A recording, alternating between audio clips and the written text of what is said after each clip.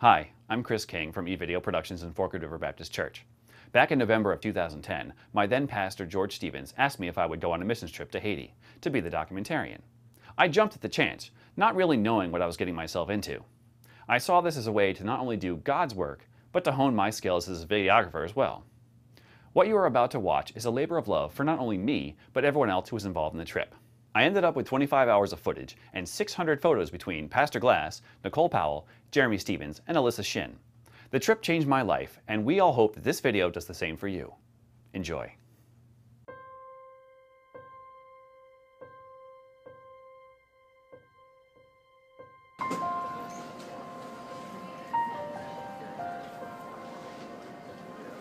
This trip was different in several ways. Number one, it was probably the most eclectic group that we had. We had representatives from 4 different churches. Now that to me is kind of a bucket list issue. One of the greatest desires that I would have is for other churches to get involved and to have some kind of part in that ministry. You ready? Ready for this? What do you think, Woody?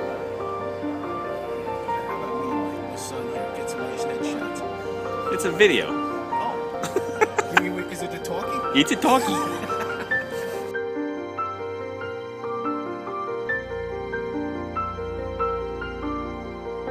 There was a lot of us that didn't know each other at all. We actually physically met in the airport, and I was a little leery of how that was going to work out, but it didn't take us long to get to know each other and to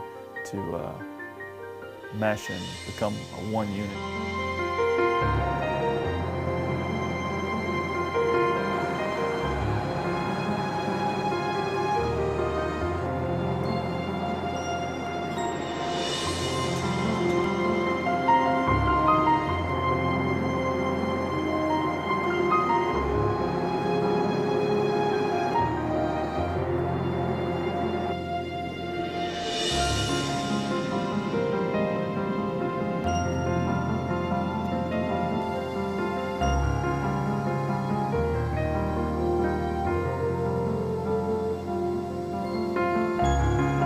Even though we were a very different group this time with a lot of differences from different churches and things, we gelled very well, and it worked from the very beginning.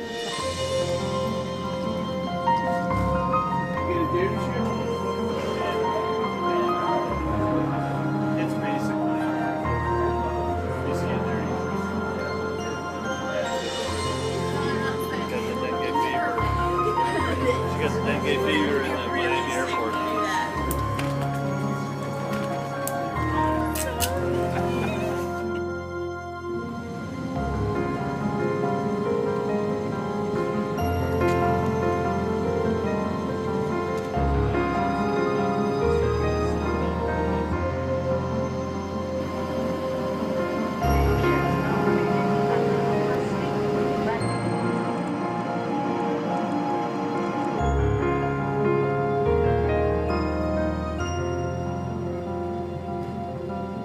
When we arrived in Haiti, Port-au-Prince was a big culture shock.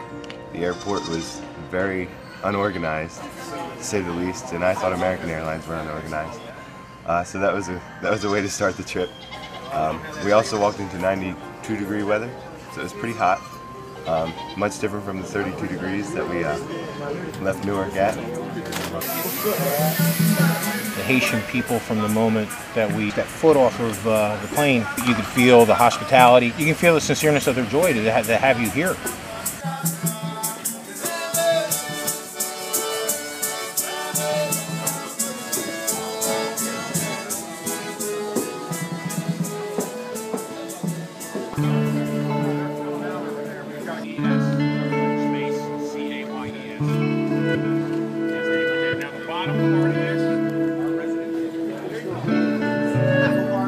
I was actually scared because Pastor had handed me the muffin, and he said, "Get rid of the muffin." You and your muffin.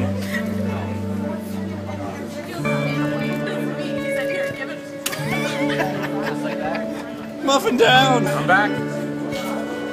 Having a great time so far. This is Haiti, man. Then we left the airport, and that's where my view on my life changed forever. You're already bombarded with people who are so needy. And you could tell that just by, like, as we walk by the fences, the people just leaning up against, like, reaching their hand through.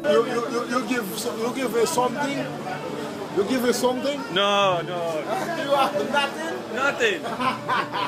Nothing. You could already sense the feeling of need. You know you've entered a different world when you see the military guys with the blue berets? Yeah. It was really eye-opening to see the Haitians as soon as we walked out. A whole bunch of pickup trucks loaded with Haitians in the back. It seemed almost very dangerous. This is a way of life, man. This is a way of life. There were also a lot of people living in tents, and for the majority of our 6-hour car ride, that's all we saw. There are people still living in these. I was surprised how much litter there was and how dusty it was, you know? So it was a lot filthier than I had expected. Usually in America, when you see a bad city, you drive right through it and you see a nice city afterwards. Here it's just one consistent level of tents and poverty, and it's really unfortunate.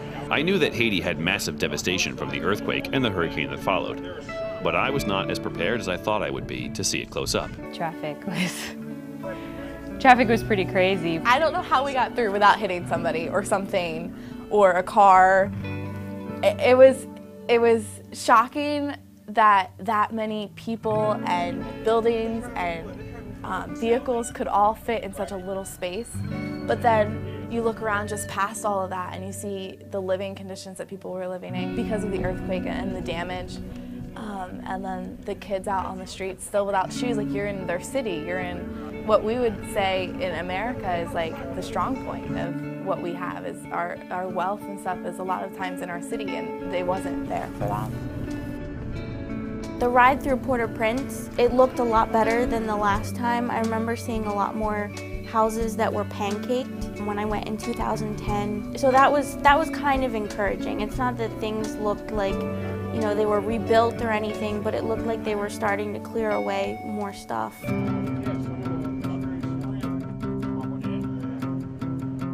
I felt like I was prepared to encounter poverty, but I still was shocked to see how many people were still living in makeshift tents. Walking down the Mercury River, looking for a place to lie, staring at the smiling summer sun. Over a year has gone by since the earthquake came, and yet I wonder, as I look at all that, how many more years will it be until those people have homes? Lying next to Mercury waters, thinking of how I will die. Maybe I'll drown in this dear river, or in a plane that sees to fly. But I close my eyes as fast as white lightning. We had a bathroom stop about halfway to our destination. It was a little bar/restaurant/store/gas station. The men's room had no door, and there was a woman in there. That was weird. Sometimes I will watch the river play, sparkling white as metal smiles. So much different from our culture. And even though there's trash everywhere, literally on the ground because they have nowhere else to put it, it's still a beautiful country.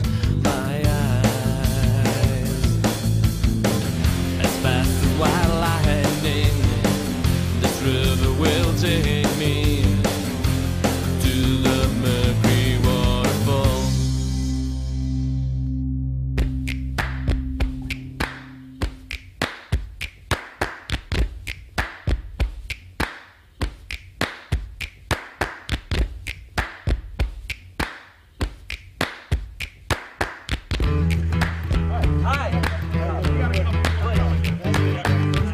Tu seras bienvenu chez moi, chante les enfoirés. How loud is this room gonna be? It's gonna be honking. I hope they don't serve beans in the mess hall tonight. Citez-les dans leur studio climatisé. Yeah. Mais l'émission dégouline pourtant de bons sentiments, de lumière et de flash. Et pour les pauvres gens, on se compose des mines défaites soudain. Va pa pa pa, parce que la faim ça craint. Et aussi le joli buffet qui les attend. Nourrirait la moitié du Soudan.